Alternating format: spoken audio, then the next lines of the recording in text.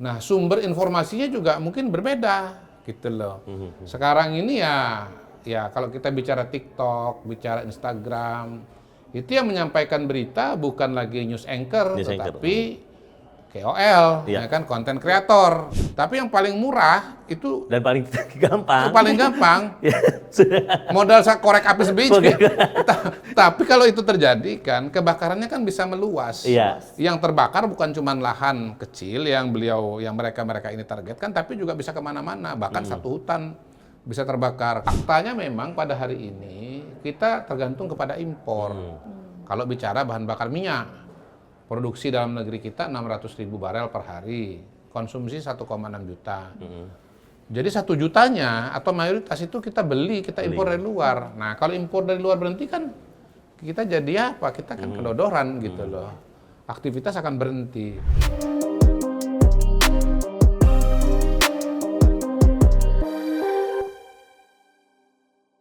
Ya, tadi sudah didengarkan bagaimana tanggapan dari publik. Ini khususnya banyak rupanya dari milenial dan juga Gen Z ya Bang ya. Kelihatan dari raut-raut wajahnya baru. Nah, itu ada pertanyaan bagaimana eksistensi dari Bakom sendiri. Nah, kita juga ada pertanyaan Bang, sebelum biar sekalian aja di ini. Ada pertanyaan dari netizen di Instagram Pro3RRI.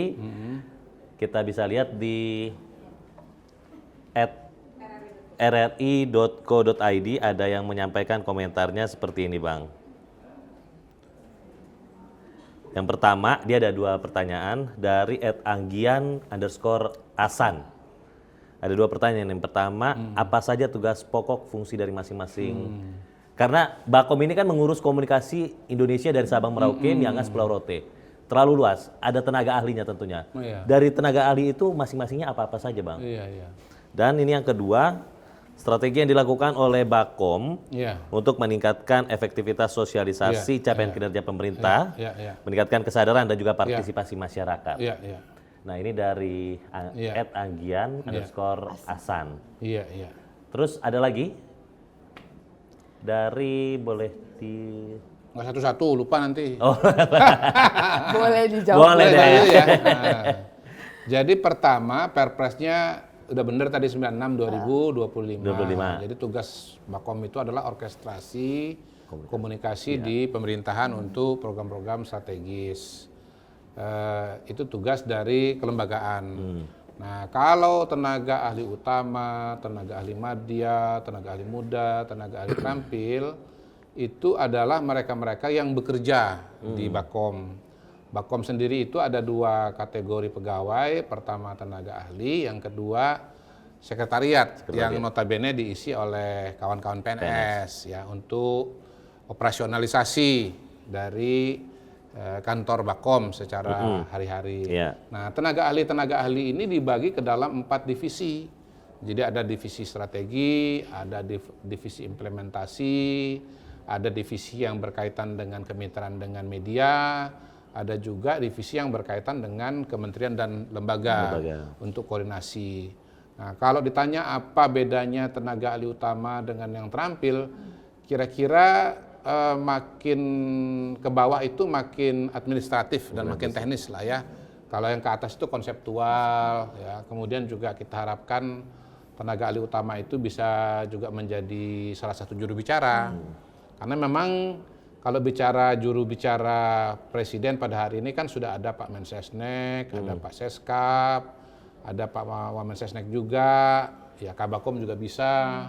Tetapi untuk menjelaskan berbagai macam topik dan merespon kebutuhan dan permintaan dari media, itu kan badannya tuh terbatas tuh kalau cuma ini aja. Jadi tim tenaga ahli utama di Bakom itu kita optimalisasikan juga untuk bisa menjadi juru bicara biasanya di media. Jadi harapan kita selain memang menguasai bidang atau topik tertentu, para tenaga ahli utama ini juga bisa menjadi juru bicara atau narasumber di media massa, betul. Oke. Kita ke yang lain Bang. Tadi kan Abang bilang memang selain tenaga ahli, itu ada tenaga ahli utama dan juga ada tenaga ahli yang lainnya. Dari Bakomnya sendiri, tapi ini ada Bang Joshua bisa nanti ke sana. Kalau tujuan, saya udah kasih tahu dari sekarang ya. Sebelum nanya. Gimana tuh? Waduh. Boleh Joshua juga. bisa, Abni bisa, suatu saat bisa juga nanti. Intinya adalah bagaimana mengkomunikasikan dan juga mengolah isu-isu ini Iya. dapat dikomunikasikan ke Iya, publik secara jadi kan jelas kawan-kawan ya. tuh kan pada dasarnya kan gini, lihat materi-materi kebijakan publik, lihat isu-isu. Nah, teman-teman, memang banyak teman-teman jurnalis kok di Bakom itu. Ya. Jadi saya nggak sebut nggak mantan jurnalis ya, karena jurnalis itu seumur hidup katanya. Nggak ada pensiunnya jurnalis itu katanya. Iya. Jadi kan membaca data, kan, lalu kemudian harus diberitakan, harus disampaikan. Nah itu kan punya strategi dan punya taktik tersendiri kan. Bagaimana data misalnya sabrak gitu, tebal banget. Ya. Tapi bagaimana yang harus diambil? Bagaimana yang harus disampaikan? Bagaimana cara menyampaikannya dengan menarik? Itu kan perlu keterampilan dan keahlian tersendiri gitu. Jadi memang Bakom itu teman-teman jurnalis itu banyak. Karena apa? Karena mereka ya orang-orang yang punya pengalaman dalam mengolah data dan informasi, mengolah kebijakan menjadi sesuatu yang dikonsumsi oleh masyarakat dengan cara yang sebaik-baiknya gitu. Ya termasuk bila perlu bagaimana agar tetap bisa menarik dan menghibur, walaupun informasinya itu barangkali sesuatu yang kering atau sesuatu yang teknis dan kaku begitu. Tapi kalaupun itu memang publik kadang kan melihatnya dulu itu ada yang namanya Kementerian Komunikasi dan Informatika. Iya. Terus berganti jadi Komdigi. Iya. Ada yang namanya kantor staf presiden itu juga Iya. mengatakan. Itu publik melihatnya sering bertabrakan Iya, atau bergesekan. Melengkapi ya, bukan lebih. bertabrakan. Ini kan juga cara menjawab.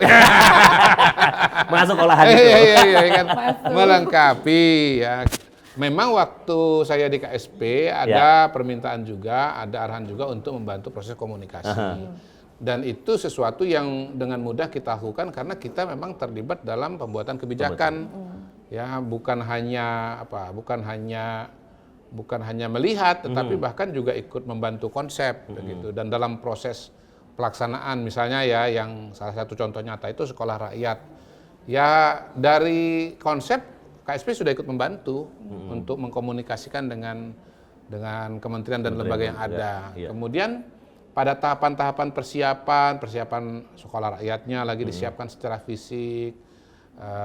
Kemensos mencari calon siswa yang datang dari latar belakang desil 1, desil 2, keluarga-keluarga yang memang sangat tidak mampu. Kami juga ikut melihat langsung contoh-contohnya di lapangan, ketemu dengan calon siswanya, ketemu dengan orang tuanya. Jadi komunikasi itu menjadi sesuatu yang mudah. Karena apa? Karena kita mengetahui data dan faktanya gitu. Kita lihat dengan mata kepala langsung ya. gitu. Jadi enak menceritakan, paling gampang kita menceritakan sesuatu yang kita alami dan lihat secara langsung. Tapi KSP tugasnya fokusnya kepada debottlenecking. Nah, Bakom ini komunikasi. Komdigi juga ada komunikasinya. Tetapi mayoritas kegiatan Komdigi itu sekarang berkaitan dengan infrastruktur. Ya, infrastruktur digital, berkaitan dengan regulasi. Nah, untuk urusan komunikasinya sekarang dikumpulkan di Badan Komunikasi Pemerintah. Berarti benar-benar full abang tuh keliling ke daerah-daerah, sibuk banget ya bang. Ya, pernah komplain nggak sih bang? Kalau ya pasti kesibukan meningkat ya, mungkin 3 kali lipat dibandingkan dengan sebelumnya. Dibandingkan dengan sebelumnya. Nah, kalau keluar kota tidak harus tiap minggu sih, tapi memang belakangan ini, terutama setelah konsolidasi ke dalam, sekarang memang sudah hampir tiap minggu ada kegiatan, bukan hanya dari kami ya, tapi biasanya juga ada undangan. Misalnya besok itu ada undangan dari Angkatan Laut, ada berhasil melakukan penyitaan narkotika. Nah itu besok ke Batam, ya pagi sampai siang. Dilala tadi WA komunikasi dengan Pak Mendagri, ternyata beliau sedang mengadakan forum koordinasi dengan Forkopimda se-Pulau Sumatera. Ya berkaitan dengan berbagai macam topik ya. Awalnya saya diskusi beliau mengenai kebakaran hutan. Bagaimana isu kebakaran hutan ini, update-nya seperti apa, solusinya seperti apa. Karena Bakom juga harus paham, karena kalau itu nanti membesar, pasti kan ujungnya ke Bakom. Iya. Kita harus paham dulu perkaranya. Kebetulan karena saya lahir di Palembang, terus lama tinggal di Kalimantan Tengah, ini dua daerah yang kalau ada kebakaran hutan itu paling parah. Satu, karena banyak hutan. Iya. Dua, karena lahan gambut. Gambut itu kalau ada api, itu apinya itu nyala. Jadi gambut itu bisa menjadi semacam bahan bakar gitu loh, untuk api menyala. Jadi saya bilang kata kuncinya adalah pencegahan. Pencegahan ini dalam pengalaman itu harus melibatkan Forkopimda, kepala daerah, ya, kemudian kepolisian, kemudian TNI, kejaksaan, sampai ke titik yang paling bawah. Dan melibatkan masyarakat. Kenapa melibatkan masyarakat? Karena satu, masyarakat yang tahu di mana biasa terjadi kebakaran. Yang kedua, notabene memang sebagian kasus itu terjadi karena masyarakat membakar lahan untuk membuka lahan.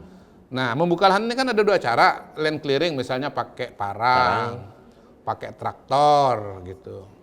Tapi yang paling murah itu dan paling gampang. Itu paling gampang. Modal saya korek api sebiji. Tapi kalau itu terjadi kan kebakarannya kan bisa meluas. Iya. Yang terbakar bukan cuma lahan kecil yang mereka ini targetkan, tapi juga bisa kemana-mana. Bahkan satu hutan bisa terbakar. Kayak tahun 2015 itu kebakaran lahan tuh 2,2 juta hektar lebih. Iya. Dan itu kan bisa menimbulkan bencana nasional gitu loh. Bencana ISPA, penerbangan tidak bisa dijalankan, sekolah tutup. Tahun berapa itu ya pernah tuh? Ya. Yang terakhir besar sekali 2015. Iya, 2015. Nah, kenapa tahun ini sangat diingatkan? Karena tahun ini fenomena El Nino garis miring kemaraunya itu kemarau yang gede, gede lama. Nah, karena kekeringannya itu lama, disebutlah El Nino Godzilla gitu. Jadi potensi kebakaran hutan yang besar seperti di tahun 2015 sekarang ini bisa terjadi kalau tidak ada pencegahan. Kalau sudah terlanjur besar, itu kita cuma bisa berdoa kepada Yang Maha Kuasa. Bener aja. Nah, itu kan makanya, kan itu iklim, nggak mungkin kita komunikasikan. Komunikasinya ke publik. Betul. Jadi itu dikomunikasikan. Nah, Pak Mendagri bilang, kebetulan besok itu jam 2 ada Forkopimda, kalau bisa hadir. Wah, pas. Ya. Tadinya jam 1 itu mau balik dengan rombongan ke Jakarta, ya berarti saya nggak ikut rombongan balik ke Jakarta, saya langsung ikut rombongan Pak Mendagri untuk rapat koordinasi gitu. Itu contohnya ya. Iya. Berarti emang super sibuk banget ya Bang? Ya, terutama semenjak jadi kepala Bakom. Iya, alhamdulillah. Tapi kalau keluarga, pernah nggak sih Bang komplain? Kalau suami soalnya di rumah nih, aduh sibuk banget. Kalau saya jadi istri pasti komplain sih Bang. Iya. Pertama kan diatur waktunya untuk ada kegiatan dengan keluarga. Yang kedua memang kalau keluarga kan sudah tahu dari dulu kan saya memang aktivis. Dari dulu juga memang sibuk. Memang dosis sibuk ya. Sebenarnya fleksibilitasnya sekarang ini kan nggak kayak dulu. Kalau dulu waktu masih di swasta, ya notabene ya jadwal ya sepenuhnya kita yang ngatur. Tapi kalau sekarang jadwalnya udah diatur orang, udah disesuaikan dengan KL-KL yang lain gitu. Memang tidak seleluasa seperti yang dulu. Cuman inilah kan perjalanan hidup kan, tanggung jawab yang sekarang ya kita harus kita bisa jabanin ya, harus kita bisa jawab dan jalankan dengan sebaik-baiknya. Kan kalau Bakom sendiri kan tahu banget nih, mayoritas sekarang penduduk Indonesia ini didominasi generasi milenial dan Gen Z. Kalau menurut pandangan Abang sebagai kepala Bakom, komunikasi yang ideal buat milenial dan Gen Z yang kayak gimana sih Bang? Pertama, kita harus sadar cara konsumsi informasi. Dari Gen Z itu seperti apa. Nah, disitulah bedanya komunikasi dengan Gen Z dibanding dengan generasi milenial, apalagi generasi kolonial kan gitu kan. Nah, pada titik itulah yang saya katakan di awal tadi. Di awal menjadi kepala Bakom, saya udah melihat, kayaknya kita nggak bisa hanya rely on media pers, media konvensional. Karena cara konsumsi, baca koran pagi-pagi, ya kan, nonton TV, itu kan metode konsumsi informasi yang tidak dikerjakan oleh Gen Z. Mereka sekarang mengkonsumsi informasi itu lewat handphone, ya kan? Mereka lihat berita itu dari mana? Bukan hanya dari media cyber. Bahkan mereka melihat berita itu dari mana? Dari TikTok, dari Instagram, dari homeless media. Gitu. Jadi cara konsumsinya sangat beda. Nah, sumber informasinya juga mungkin berbeda, gitu loh. Sekarang ini ya kalau kita bicara TikTok, bicara Instagram, itu yang menyampaikan berita bukan lagi news anchor, tetapi KOL, ya kan, content creator, gitu. Itu sebabnya saya sampaikan kepada kawan-kawan di Bakom, saya sampaikan kepada kolega di pemerintahan, kami sampaikan kepada Bapak Presiden bahwa ya jalur komunikasi itu bukan hanya media konvensional, media pers, tapi juga harus menggarap dan masuk kepada media sosial. Itu yang namanya itu adaptasi ya. Itu yang namanya pemerintah beradaptasi dengan perkembangan zaman ini ya. Betul. Nah, Bang, tadi dalam melakukan komunikasi itu kepada generasi Z, milenial, itu ada kendalanya. Kalau tadi kan selain konten itu, padahal udah dibikin kontennya, tapi masih juga salah kaprah nih. Ada nggak temuan-temuan seperti itu? Ya bukan cuma salah kaprah, bahkan memang di media sosial ini salah satu eksesnya itu kan adanya hoax ya, atau apa yang dikatakan oleh pendahulu kami Pak Hasan Nasbi itu sebagai DFK. Disinformasi, fitnah dan kebencian, begitu. Nah, oleh karena itu memang kita juga harus aktif dalam memberikan narasi, memberikan informasi. Itu yang coba kami bangun di Bakom, agar kementerian dan lembaga itu secara rutin memproduksi informasi dan narasi secara reguler bergantian, supaya selalu ruang publik ini diisi dengan informasi yang ya disampaikan secara resmi, begitu. Yang kedua, kita juga mau nggak mau harus masuk ke lanskap media sosial ini. Bayangkan kalau kita cuma berkomunikasi di media pers, sementara di media sosial munculnya disinformasi, kan nggak terjawab dong. Ya kan? Yang satu lewat jalan A, yang satu lagi lewat jalan B, nggak ketemu.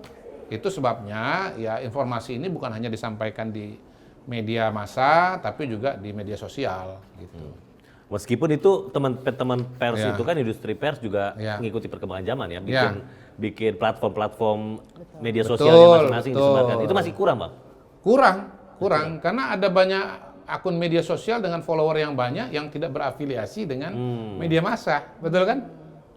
Jadi memang sekarang kita bersyukur bahwa media massa pun juga sudah hibrid kan, sudah transformasi juga. Media massa sekarang pun juga sudah tidak istilahnya murni media massa saja. Mereka juga sudah punya akun-akun media sosial juga gitu. Itu kita syukuri, tetapi juga fakta bahwa ada banyak akun media sosial yang tidak berafiliasi atau tidak menjadi bagian dan tidak diproduksi oleh media massa. Itu ya harus kita engage juga. Nah, kita berbicara soal hoax. Udah itu momentum saat ini menjelang kemerdekaan Republik Indonesia. Dalam perkembangannya menjelang 17-an ini, kemarin itu Menkom Diki sempat bilang konten hoax itu semakin ramai, naik lagi nih, Bang. Nah, memang tadi udah diupayakan antisipasinya oleh pemerintah dengan berbagai hal. Dan ternyata memang konten tersebut salah. Untuk memaknai, khususnya dalam komunikasi ya, menyambut momentum kemerdekaan ini, apa yang bisa dimaknai bagi khususnya teman-teman muda yang biasa jarinya tuh cepet banget. Ya mungkin dikaitkan dengan tema HUT ke-81 Indonesia kali ini ya, berdaulat, adil, dan makmur.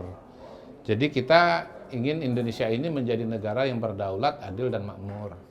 Berdaulat itu apa? Tadi kita tidak tergantung kepada negara lain.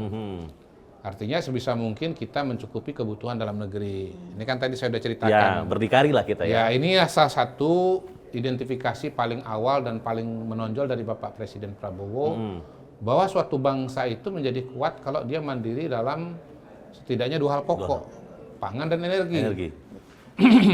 Makanya dalam soal energi, Bapak Presiden berupaya untuk mencari jalan. Faktanya memang pada hari ini kita tergantung kepada impor. Kalau bicara bahan bakar minyak, produksi dalam negeri kita 600.000 barel per hari, konsumsi 1,6 juta. Jadi 1 jutanya atau mayoritas itu kita beli, kita impor dari luar. Nah, kalau impor dari luar berhenti kan kita jadi apa? Kita kan kedodoran gitu loh. Aktivitas akan berhenti. Nah, salah satu cara yang sedang dikerjakan oleh Bapak Presiden adalah dengan mengoptimalkan bahan-bahan yang ada di dalam negeri. Misalnya minyak kelapa sawit itu bisa diolah menjadi bahan baku diesel. Ya, bahan baku diesel. Jadi dicampur bahan baku diesel yang dari minyak bumi dengan yang minyak sawit. Nah, yang bisa diproduksi bahan baku diesel dari dalam negeri adalah 50%. Ditambah dengan 50% dari minyak sawit, 100%. Semuanya dalam negeri. Berkurang lah itu berat kebutuhannya ya. Iya, untuk solar kita sekarang udah bisa mandiri kita. Ya, tapi mandatory kan, B50. tapi kan kendaraan bukan cuman solar. Solar. Malah yang lebih banyak kan bensin kan? Bensin ya. Nah, bensin ini yang berabe. Nah, tapi itu juga sedang diupayakan. Nah, bisa dicampur dengan etanol. E20. Etanol yang diproduksi dari bahan-bahan yang bisa diproduksi dalam negeri. Apa itu? Misalnya tebu, misalnya singkong, ya kan? Kemudian satu lagi apa ya? Kok saya lupa ya. Tapi ada satu lagi tuh materi yang bisa diproduksi untuk etanol. Nah, tapi baru sampai E20 alias 20%. Tapi kan udah lumayan. Iya. Udah lumayan banget. Lumayan. Pelan-pelan mudah-mudahan bisa meningkat. Bisa sampai ke misalnya E50 juga, misalnya begitu. Nah, kemudian juga kita mulai geser ke elektrifikasi. Bapak Presiden akan menggalakkan mobil elektrik, sepeda motor elektrik, kompor elektrik gitu. Kenapa mobil elektrik? Kenapa sepeda motor elektrik? Karena kalau elektrifikasi sumber listriknya kan nggak harus dari BBM. Bisa misalnya dari batu bara. Alhamdulillah Indonesia punya stok batu bara yang banyak gitu. Bisa juga dari tenaga surya. Bisa juga dari tenaga air gitu. Nah, kenapa kompor listrik? Supaya bisa mengurangi ketergantungan kepada LPG, liquid petroleum gas. LPG itu kita impor besar-besaran. Nah, alternatif yang lain adalah tidak pakai LPG, tapi pakai CNG. Nah, itu beda tuh barang. LPG itu kalau kimianya itu propana butana. Ya, propana butana. Ya, kalau CNG itu metana etana. Nah, Indonesia ini 75% persediaannya itu adalah CNG. Cuman memang untuk distribusinya tidak semudah LPG gitu loh. Makanya dibuat metode salah satunya adalah dengan jaringan gas perkotaan. Jargas. Jadi distribusinya lewat Jargas. Ini sedang dikerjakan gitu. Jadi ya sedang berusaha juga dibuat kemasan seperti LPG. Dibuat tabungnya juga. Ya, ini masih percobaan. Mudah-mudahan berhasil. Tapi intinya kita mencoba fokus kepada sumber daya yang ada di dalam negeri supaya Indonesia itu berdaulat. Itu salah satu yang target utama dari kita ulang tahun ke-81 ini. Ya. Nah, tentunya setelah berdaulat kita menuju kepada adil dan makmur. Adil dan makmur tadi pertumbuhan ekonomi, ya, peningkatan kualitas kesejahteraan, penataan sistem ekonomi. Itu yang sekarang sedang dikerjakan oleh Bapak Presiden. Nah, kalau kita melihat Bang, target yang lebih jauh dari pemerintahan Pak Presiden Prabowo Subianto ini ada Indonesia Emas 2045. Menurut Abang sendiri dari pekerjaan rumah terbesar yang dapat diselesaikan Indonesia untuk mencapai target tersebut, ini ada apa-apa aja? Yang 4 tadi yang disebutkan. Yang 4 tadi itu. Jadi intinya itu tuh. Iya, intinya itu tuh. Saya sudah coba sarikan sebagai peneliti dan pengamat. Cincai lah, cincai lah. Nggak bisa. Bisa, kita yakin bisa. Kan buktinya kan begini. Soal kedaulatan pangan, soal swasembada beras. Presiden mencanangkan bisa dilakukan dalam waktu 3-4 tahun. Ternyata alhamdulillah dengan Pak Amran Sulaiman dalam 1 tahun tercapai. Setidaknya untuk beras, ya kan? Yang kita sudah mandiri pada hari ini selain beras itu kalau bicara bahan pangan yang lain itu jagung konsumsi. Kemudian kalau bicara protein, ayam, telur, daging. Kita kalau daging sapi belum ya. Kita masih impor banyak.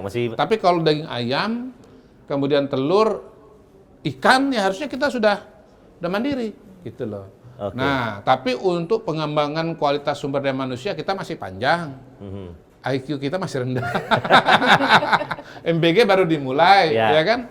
Enggak ada cara lain meningkatkan IQ itu kecuali dengan asupan protein. Ini dan menuainya tuh nggak ada orang IQ-nya tinggal setahun 2 tahun, nggak ada.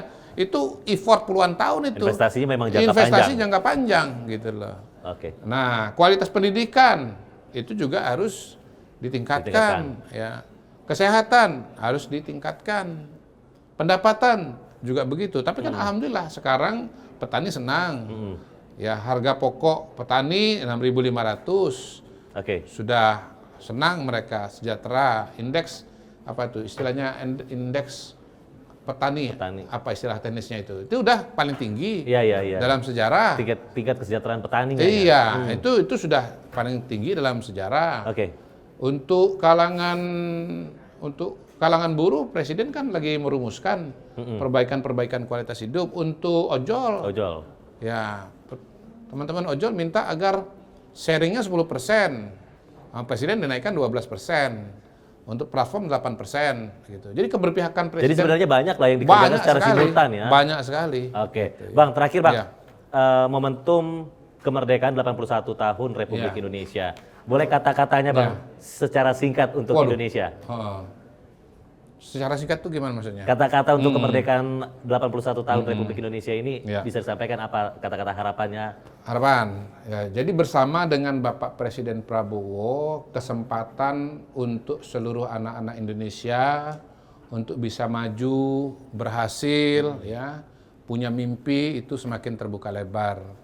Buktinya apa? Ada sekolah rakyat untuk yang desil 1, desil 2. Tadinya masa depannya gelap, sekarang insya Allah terang, ya kan? Karena mereka punya kesempatan untuk sekolah dengan baik. Mendapatkan makanan 3 kali sehari, mendapatkan ekosistem yang bagus, ya. Kemudian juga ada beasiswa untuk anak SD, SMP, SMA, untuk kuliah ada kartu Indonesia Pintar, 15 triliun setahun untuk 1 juta anak. Jadi peluang untuk bisa maju, untuk menggapai cita-cita di era Pak Prabowo ini semakin lebar. Nah, salah satu bukti bahwa Indonesian Dream itu ada, kemarin tuh acara Pak Bahlil, peluncuran 10 buku Pak Bahlil, ulang tahun ke-50 Pak Bahlil.